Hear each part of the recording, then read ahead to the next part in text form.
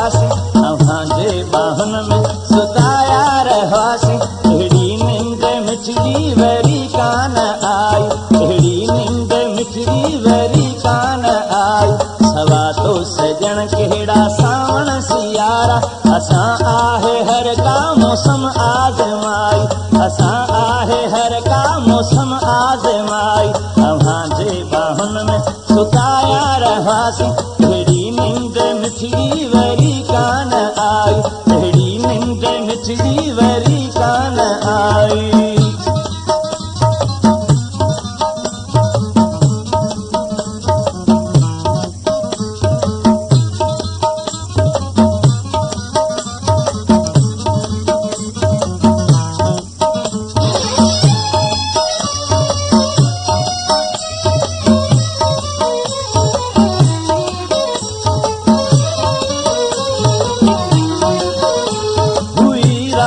रोशन ऐं पंहिंजी हुई खेचल मुंहिंजे आंगेरन में तुंहिंजा वार वेढ़ियल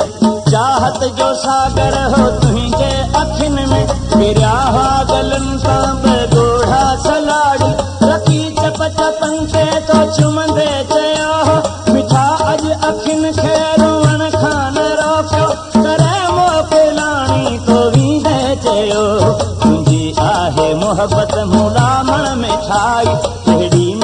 मिठड़ी वरी कान आई अहिड़ी निंड मिठड़ी वरी कान आई अव्हांजे बाहुन में सुताया रहवासी अहिड़ी निंड मिठड़ी वरी कान आई अहिड़ी निंड मिठड़ी वरी कान आई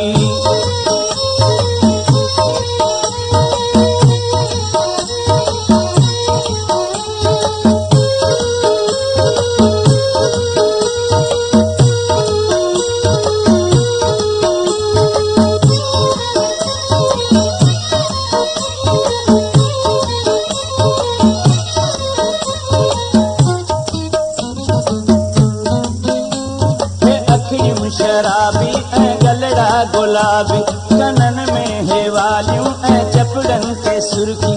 चोटीअ में मोचे जा गुलड़ा सजाए बदन ते गुलाबी वॻो आए पाए करे हार सिंगार जंहिंदम अची थी पाए गल गिराती ऐं गलड़ा चुमी थी मूंखे दुख दुनिया जा बि विसरी वञनि था आहियां थो मिली वई आसारी खुदाई अहिड़ी निंड मिठड़ी वरी कान आई अहिड़ी निंड मिठड़ी वरी कान आई अव्हांजे बाहुन में सुताया रहवासी अहिड़ी निंड मिठड़ी वरी कान आई अहिड़ी निंड मिठड़ी वरी कान आई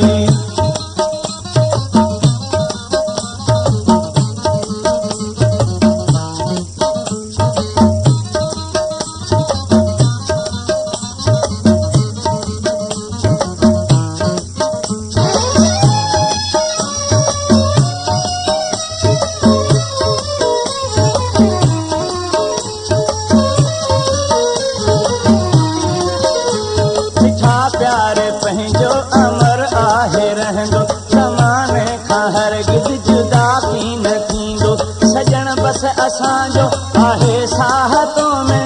हर पल अव्हांजी आहे यादि दिलि में तूं ई पंहिंजे दिलि जे कागर ते ओ मिठड़ा नालो मोर सागर जूणे जो लिखी छॾ मुंहिंजे घर जो रस्तो बि सुहिणा इहो थो हूंदी थोले दिलि में